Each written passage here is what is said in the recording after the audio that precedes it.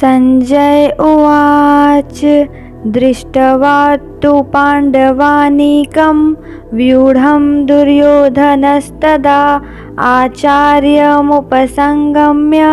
राजा वचनं ब्रवीत।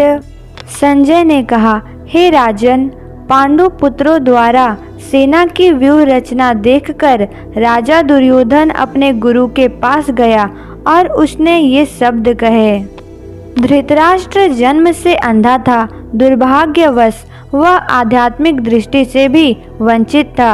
वह यह भी जानता था कि उसी के समान उसके पुत्र भी धर्म के मामले में अंधे हैं और उसे विश्वास था कि वे पांडवों के साथ कभी भी समझौता नहीं कर पाएंगे, क्योंकि पांचों पांडव जन्म से ही पवित्र थे। फिर भी उसे तीर्थस्थान के प्रभाव के विषय में संदेह था। चूँकि इस युद्ध को कुरुक्षेत्र में लड़ा जाना था, जिसका उल्लेख वेदों में स्वर्ग के निवासियों के लिए भी तीर्थस्थल के रूप में हुआ है, अतः धृतराष्ट्र अत्यंत भयभीत था कि इस पवित्र स्थल का युद्ध के परिणाम पर न जाने कैसा प्रभाव पड़े।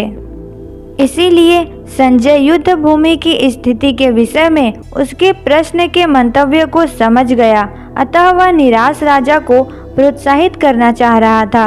उसने उसे विश्वास दिलाया कि उसके पुत्र पवित्र स्थान के प्रभाव में आकर किसी प्रकार का समझौता करने नहीं जा रहे हैं।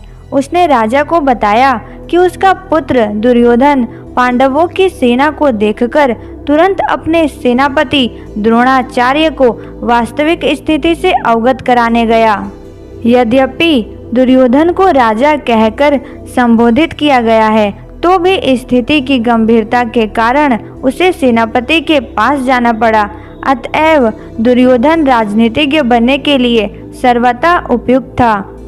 किंतु जब उसने पांडवों की व्यूह रचना देखी तो उसका यह कूटनीतिक व्यवहार उसके भय को छिपा न पाया।